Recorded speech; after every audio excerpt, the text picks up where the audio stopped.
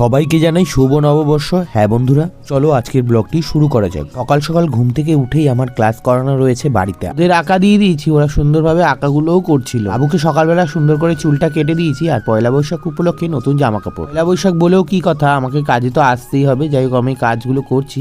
গরম পড়েছে, ক্লায়েন্ট তো হাঁপিয়ে গেছে, তাই টাটাগুলো খাচ্ছিল। কাজ হয়ে গেছে, এখন আমি বাড়িতে যাব। বাড়িতে এসেই স্নান টান করে আমি দিদিবাড়ি চলে এলাম, যেহেতু আজকে দিদিবাড়িতে ঠাকুরের শৃঙ্গার করা হবে। পয়লা বৈশাখ বলে কথা, ঠাকুরের নতুন শৃঙ্গারটা করিয়েছি। কেমন লাগছে অবশ্যই তোমরা জানিও। যেহেতু বৈশাখের প্রথম বুধবার আর পয়লা বৈশাখ, তাই জেঠু বাড়িতে রয়েছে ঠাকুরের বার্ষিক অনুষ্ঠান। সব দল আসার পরে লাস্টে আমাদের ডঙ্কা বাজাচ্ছিলাম আর কি, ঠাকুরের নাম সংকীর্তন। এদিকের এই পর্ব সেরে আমরা চলে এলাম খাবারের এদিকে, আর সবাইকে এদিকে খেতে দিয়ে দিয়েছি। আর এদিকে রয়েছে আমার সব আর কচি কাচারা, আর সবাই মিলেই আমরা এদিকে ঠাকুরের প্রসাদ দিচ্ছিলাম। সবার শেষে আমরা নিজেরা বসলাম আর প্রসাদ নিয়ে নিয়েছি। যাই হোক, এখন চলো আমরা এখন প্রসাদ খাই। দেখা হচ্ছে পরের একটি ব্লগে। আজকের মতন টাটা, বাই।